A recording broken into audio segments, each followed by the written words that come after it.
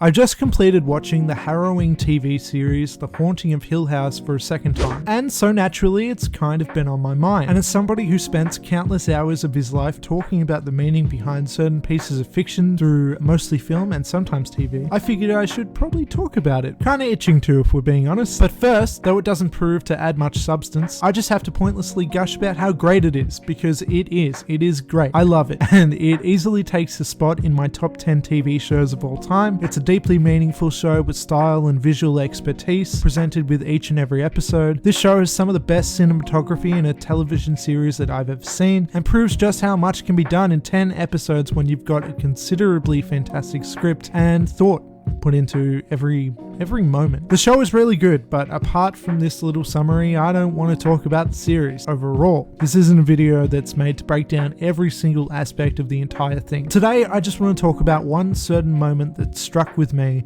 and it's as simple as that. Spoilers ahead, it is from the last episode.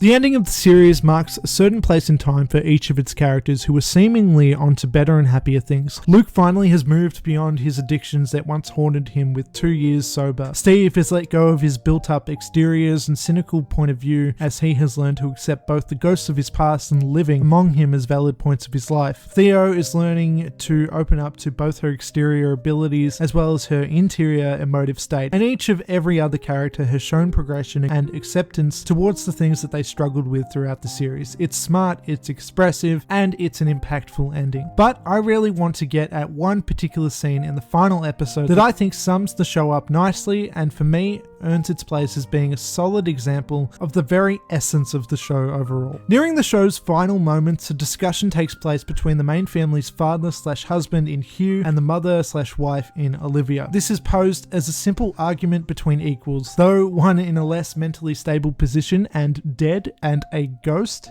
and one who is fine and not dead and not a ghost. And it goes pretty much like this. Olivia argues that she must protect her children in a way that she believes is best, and to do so is to kill them, thus in her eyes protecting them from the tragically harsh world that await them. In death, her children are protected from the addictions that haunt their future selves. They're protected from infidelity, from coarse relationships, from pain and suffering and of losing those around them, and from witnessing the dark truths of existence. Olivia wants to shelter them away in ignorance, shunning them from the rest of the world, and pretending the darkness out there doesn't exist, while ironically keeping them in the one place that haunts them most of all. Hill House would place as an eternal and terrifying but safe spot to dwell. Nothing would be able to harm them, nothing would be able to touch them, nothing. They wouldn't feel hurt, they wouldn't feel fear, they wouldn't feel pain, they wouldn't feel anything. And it's in response to this where Hugh rebuts that she'd also be keeping them from the good, and she'd be stealing them away from all the experiences that one deserves just by living at all. You took them and you hurt them, Hugh, and they suffered.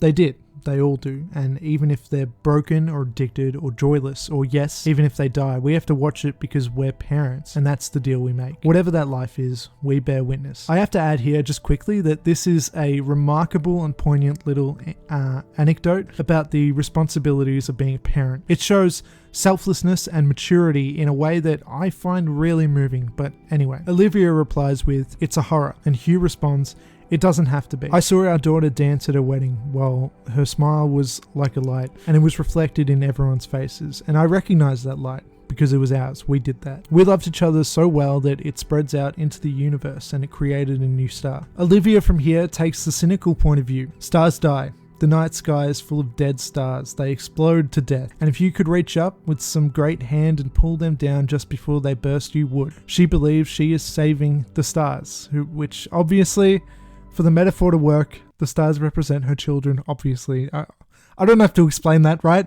Now, she continues, "We're all safe now. This is our forever house. It always was.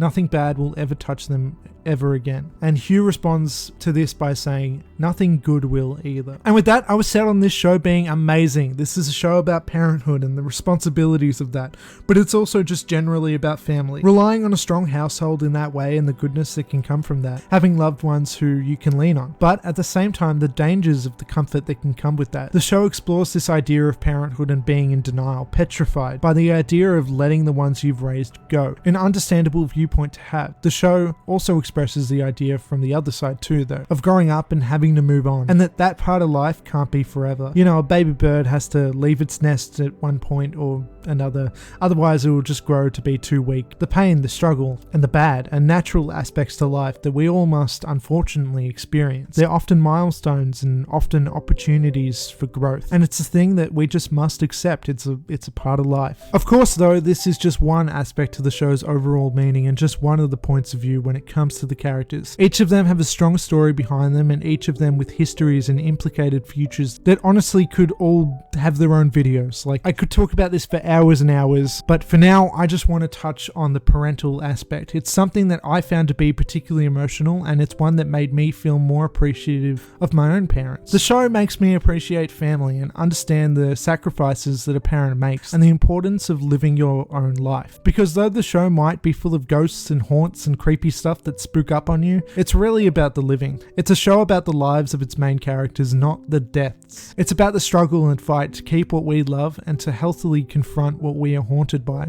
The show definitely explores death quite a lot throughout its runtime, but also proves to be very much for life. And I honestly think it's quite beautiful. Legitimately. Through and through, I think this show's entire message and elements and storytelling are very beautiful. I'm quite the fan.